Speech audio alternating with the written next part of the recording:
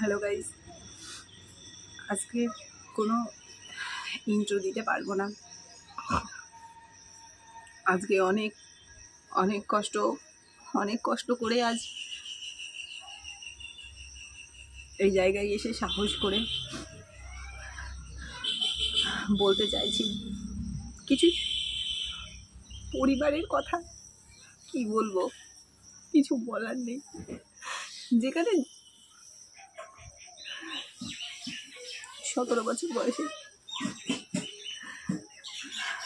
বিয়ে দিয়েছে,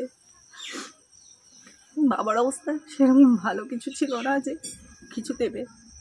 তো আমার বাবার থেকে একটু ভালো সেই পরিবার থেকেই আর কি বিয়েটা দিয়েছিল।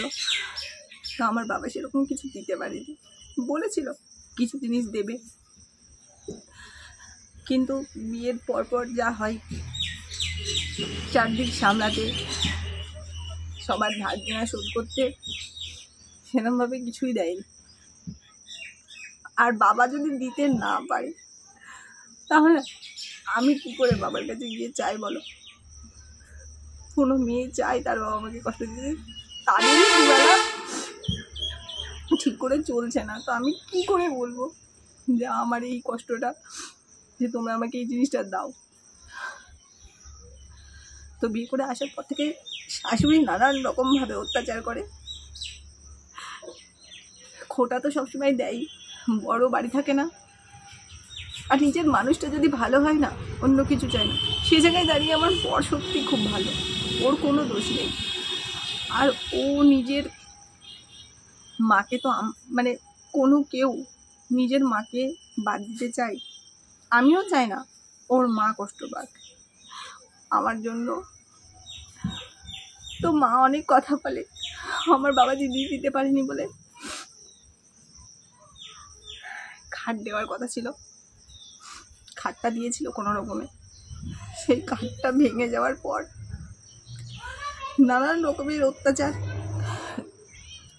গায়ে হাত হয়তো তোলে না, মানসিক অত্যাচারটা কি কম? সবসময় খোটা দেওয়া, যে ভিখারির বাড়ির মেয়ে। কেন কেন আমি এই অত্যাচারগুলো সহ্য করবো বুঝতে পারছি না। তারপরে জায়ের বিয়ে হলো। ওর বাপের বাড়ির অবস্থা আমাদের থেকে ভালোই ছিল, ওর জন্য আরো বেশি কথা শুনতে হতো। মা সবসময় ওকেই ভালোবাসে। আর আমার বাবা মা গরিব বলে আমাদের কোনো দাম নেই,